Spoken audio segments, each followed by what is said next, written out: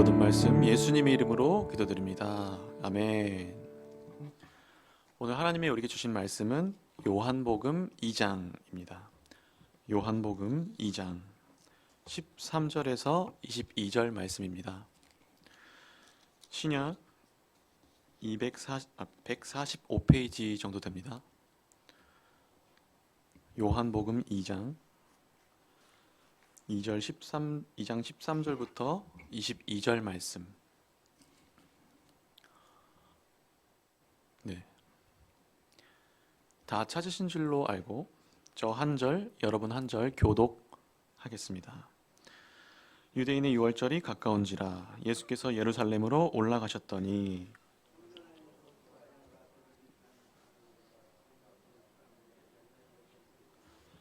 노끈으로 채찍을 만드사 양이나 소를 다 성전에서 내쫓으시고 돈 바꾸는 사람들의 돈을 쏟으시며 상을 엎으시고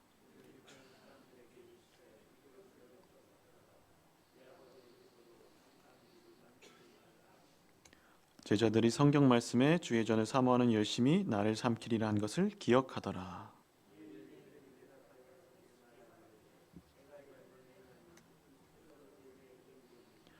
예수께서 대답하여 이르시되 너희가 이 성전을 헐라 내가 사흘 동안에 일으키리라.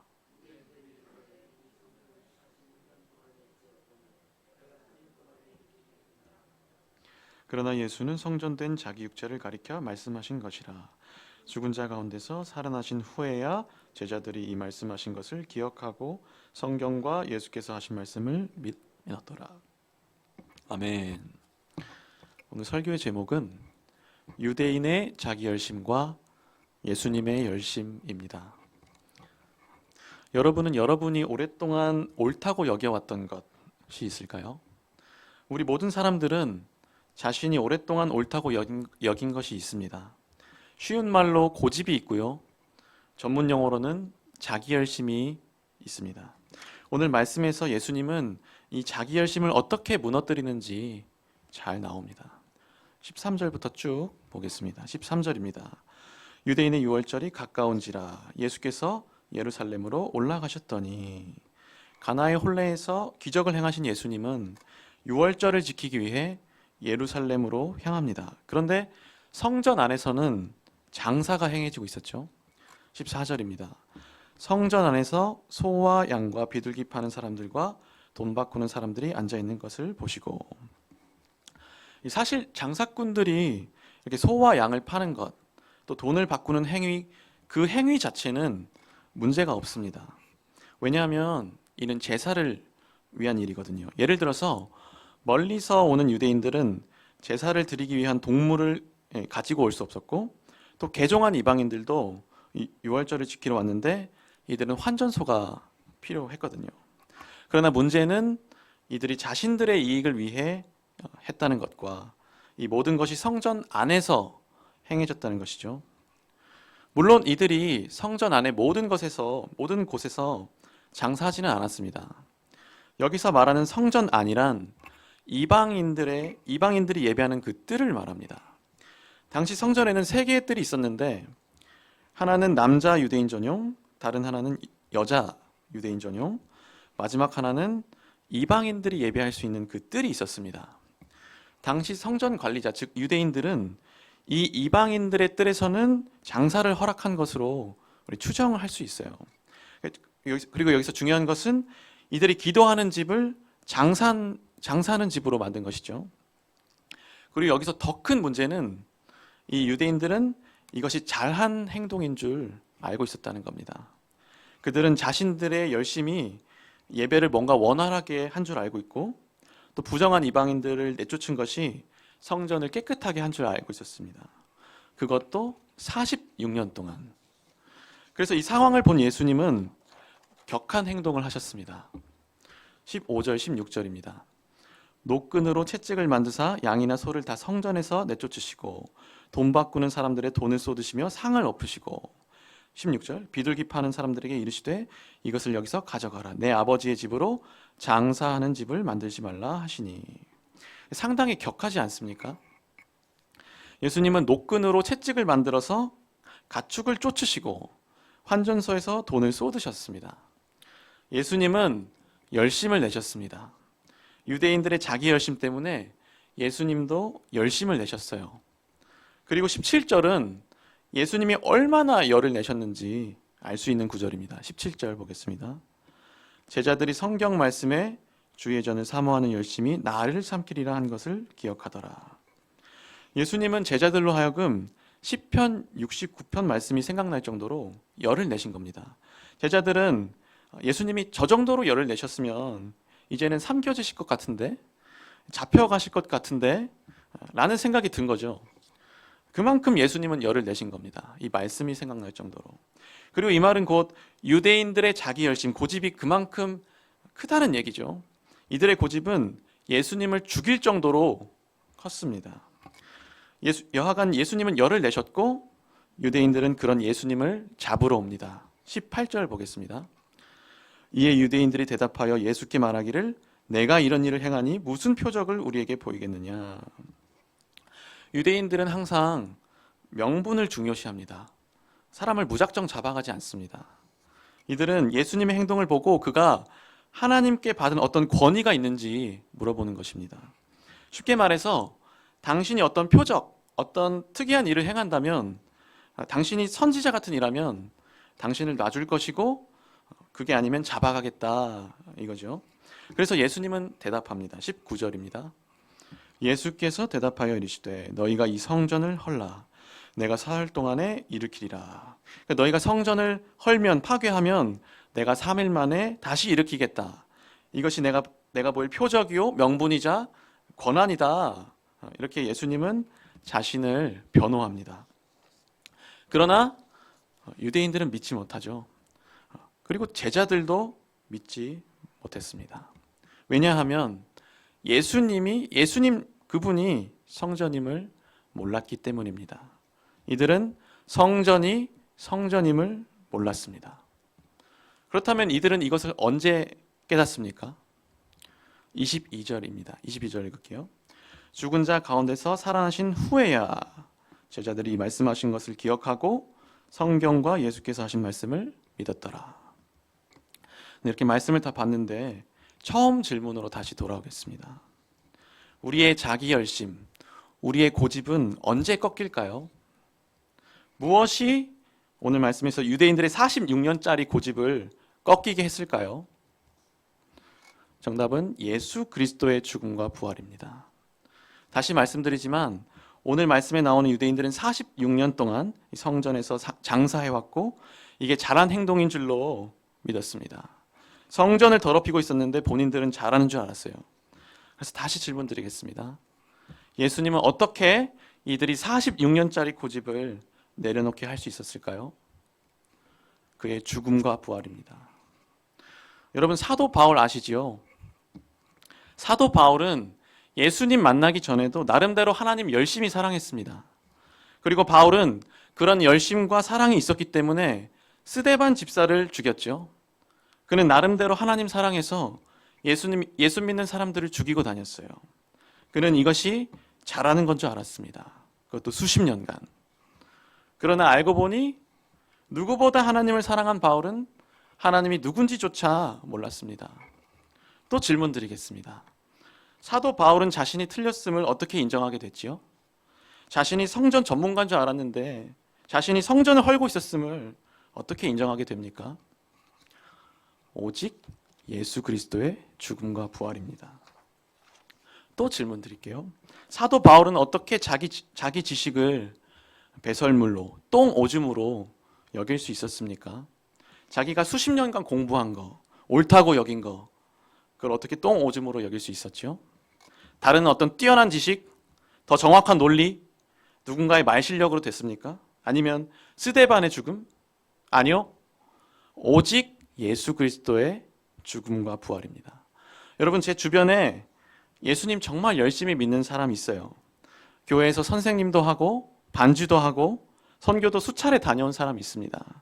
그런데 저는 이 사람이 태어나서 단 한 번도 내가 잘못했다, 내가 틀렸다 라고 말한 것을 들어본 적이 없어요. 이 사람이 사과하고 인정하는 것을 한 번도 본 적이 없습니다. 이거 우리가 어떻게 해야 될까요? 이 사람 어떻게 인정시키죠? 저의 말 실력, 어떤 뛰어난 논리가 이 사람을 꿀릴 수 있을까요?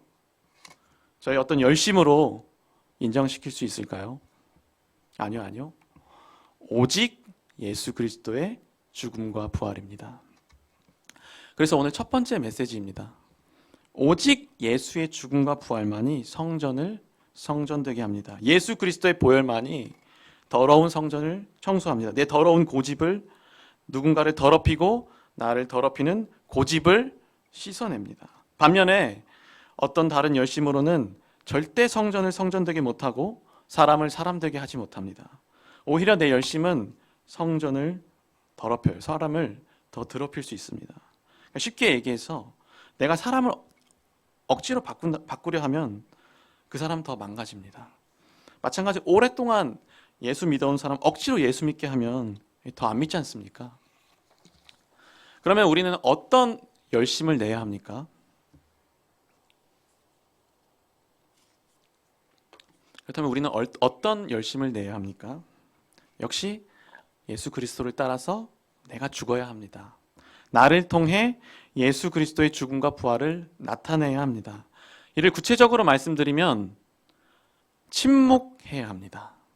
여러분, 오늘 말씀에서 예수님이 뭔가 격하게 다 부시고 다닌 것 같죠? 그런데 실상은 그렇지 않습니다. 예수님은 격하게 행동하신 것 같지만 실제로는 침묵하셨어요. 예수님은 격하셨으나 고요하셨어요. 왜냐하면 예수님은 할 말 다 안 하셨잖아요. 예수님은 할 말도 너무나 많고 보여줄 능력도 많으셨는데 지금 참고 있는 거거든요. 다시 말해서 예수님은 때를 기다리셨습니다. 고요한 열심 내셨어요. 하나님이 만지시게끔, 말씀이 터치하게끔, 구약의 말씀이 이루어지게끔 기다리신 겁니다. 그래서 오늘 말씀의 적용은 침묵하는 겁니다. 대기하는 것, 기도하는 것입니다. 이것이 우리를 통해 예수 그리스도의 죽음과 부활을 나타내는 길인 줄 믿습니다. 그렇다면 우리는 얼마나 기다려야 합니까? 얼마나 기도하고 침묵해야 하냐면요, 46대 33의 비율을 기억했으면 좋겠습니다. 예수님은 46년짜리 고집을 위해 33년을 기다리셨잖아요. 그래서요, 누군가 30년 동안 잘못 인정한 적이 없다고 가정해 봅시다. 30년짜리 고집이 있다고 가정해요. 그렇다면 우리는 이 46대 33의 비율을 기억해서 대략 20년 정도는 기도해야 하지 않을까요? 그 정도는 하고 주여 주의 때는 언제입니까? 할 수 있지 않을까요? 제 말은 한 달, 두 달 혹은 1년, 2년 기도해서 주여 주의 때는 언제입니까? 하면 이것은 옳지 않다는 얘기입니다. 다시 말해서 길게 혹은 평생 해야 한다는 것이고요. 또 우리가 기억해야 할 것은 이 기간 동안 어떠한 오해와 비방이 있을지 모른다는 겁니다. 그러나 우리는 이 길을 가야 하겠습니다. 그리고 두 번째 메시지입니다. 본문은 유대인과 제자들이 성전이 성전임을 모른다고 지적합니다. 그래서 두 번째 메시지는 우리도 성전이 성전임을 모른다입니다. 성전은 장사하는 집이 아니라 만민이 기도하는 집, 아버지가 거하는 집입니다. 유대인들은 이 말씀을 모르지 않았습니다. 이 말씀은 예수님이 만들어낸, 예수님이 지어낸 말이 아니라 구약의 말씀이거든요. 그럼에도 불구하고 예수님은 말씀하셨고 오늘날 우리에게도 말씀하십니다. 성전은 만민이 기도하는 집이다. 아버지가 거하는 집이다. 여러분, 우리도 이 말씀 잘 안다고 생각하지 않습니까? 은혜샘 교회는 교회다. 믿으시죠? 그러나 아이러니하게도 우리는 교회가 교회라는 이 믿음이 없을 때가 너무나 많습니다. 다시 말씀드리겠습니다. 교회는 만민이 기도하는 아버지의 집입니다. 즉, 교회에는, 우리가 기도하는 그곳에는 아버지가 반드시 계시고 은혜라는 것도 무조건 있습니다. 교회는 그런 곳입니다. 그러나 우리는 이것을 믿지 않습니다. 우리는 은혜가 어쩔 때는 있고 저쩔 때는 없다고 생각합니다. 찬양 인도자가 찬양을 잘 해야지, 설교자가 설교를 잘 해야지 은혜가 있다고 생각합니다. 그러나 교회에는 무조건 은혜가 있습니다. 교회가 교회라는 전제 하에, 교회가 교회라는 전제는 오늘 설교의 전제이고 우리가 당연히 가지고 있는 생각이고 오늘 말씀의 유대인들도 당연히 가지고 있는 전제였습니다. 그러나 아이러니하게도 우리에게 이 전제가 무너졌다는 것입니다. 그래서 우리는 성전이 성전을 모른다고, 교회가 교회임을 믿지 못한다고 할 수 있습니다. 본문은 이 불신앙을 지적합니다. 그리고 이 불신앙이 바로 성전을 더럽히는 믿음이자 자기 열심의 시작점이죠. 자기 열심이 여기서 비롯돼요. 질문 드리겠습니다. 왜 저 같은 목회자들이 항상 좋은 말만 하려고 합니까? 말씀을 왜 있는 그대로 전하지 않습니까? 왜 말씀을 뻥튀기 합니까? 왜 저 같은 찬양 인도자들은 자꾸 은혜를 끼치려고 하죠? 답은 교회를 모르니까, 교회가 교회라는 믿음이 없으니까, 은혜가 있을까 없을까 의심하니까 자꾸 내가 예배를 어떻게 하려고 하는 것이죠. 왜 요즘 큰 교회들은 손쉽게 사람을 바꿔버립니까? 아무 말 없이 사람 내치는 교회, 통보하는 교회 꽤 됩니다. 교회가 장사하는 집입니까? 서비스 제공하는 곳입니까? 장사하는 집도 그렇게는 안 하죠. 또 왜 요즘 성도들은 예배를 자기 마음대로 선택할까요? 나에게 주어진 예배 드리지 않고 내 마음대로 유튜브 들어가서 이 예배 저 예배 선택하고 자신이 다니는 교회, 이 교회 저 교회로 손쉽게 바꿔버리잖아요. 교회와 아무 상의하지 않고 하나님과 아무 상의하지 않고 막 바꿔요. 또 문제는 그래놓고 잘하는 줄 압니다. 내 가족을 위해, 내 아이를 위해서 바꿨습니다. 그런다니까요. 그렇다면 이런 자기 열심은 어디서 비롯됩니까? 방금 말씀드린 이 불신앙에서 옵니다. 교회가 교회라는 믿음, 그것을 믿지 않는 믿음, 날 것 그대로 표현하면 교회를 몰라서. 다시 말씀드리지만 우리는 교회라는 믿음이 없기 때문에 우리는 예배에 은혜가 없을 거라는 믿음 때문에 예배를 어떻게 하려고 해요. 그리고 이러한 믿음은요, 참 아버지를 비참하게 하는 믿음이기도 합니다. 같이 생각해 봅시다. 하나님 아버지는 항상 성전에 계십니다.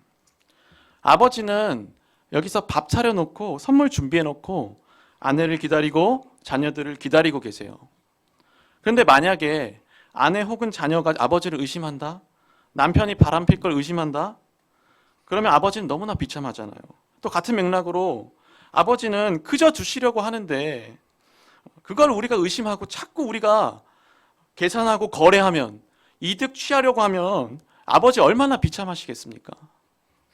그래서 오늘 말씀에서 아들 예수는 열받은 것입니다. 그래서 그는 열심을 냈습니다. 그리고 그는 우리의 불신앙으로 인한 자기 열심, 내 고집 때문에 그는 죽으셨습니다. 즉, 내가 예수 그리스도를 십자가에 못 박은 것입니다. 누가 성전을 헙니까? 항상 성전은 우리가 헐고 우리가 더럽히고 하는데 청소하고 세우신 분은 예수님입니다. 내 고집, 내 불신앙이 예수를 십자가에 못 박은 것입니다.